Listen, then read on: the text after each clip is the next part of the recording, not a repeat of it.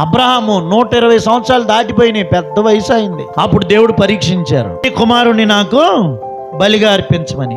కొంచెం కూడా ఆలోచించకుండా అబ్రహాము దేవునికి బలర్పించడానికి వెళ్ళిపోయాడు. ప్రభు అన్నారు, నీవు దేవునికి భయపడువాడవని దీనివల్ల నేను దేవుడు కొడుకుని అర్పణగా ఇమ్మంటే అబ్రహాము వెనకాడకుండా వెళ్ళాడు గనక అబ్రహాము దేవునికి భయపడ్డాడని. అబ్రహాము ఎక్కడ దాచగలడో ఇస్సాకుని?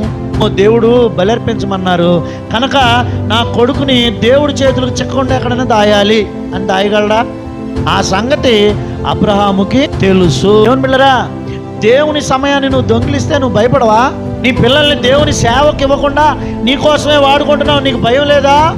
వాళ్ళు చాలామంది తల్లిదండ్రులు ఆ కష్టాలు వచ్చినప్పుడేమో వాళ్ళ పిల్లల్ని సేవకు సమర్పిస్తారు, రూపాయి సంపాదించేటప్పుడు వాళ్ళ పిల్లల్ని సేవకు ఇవ్వరు.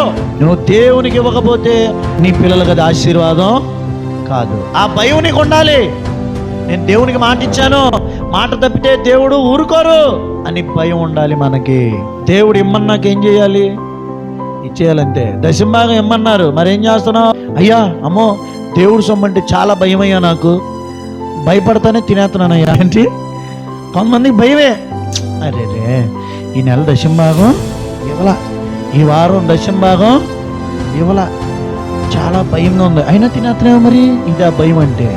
దేవునిది దేవునికి ఇచ్చేయి. దేవుని సొమ్ము తినడానికి భయపడాలి. దేవునికి అప్పగించిన పిల్లలను సేవకు ఇవ్వకుండా నీ కోసం లోకం కోసం వినియోగించుకోవడానికి నువ్వు భయపడాలి. దేవుని మందిరం మానడానికి నువ్వు భయపడాలి. దేవుని ఆజ్ఞలు మీరాలంటే భయం ఉండాలి.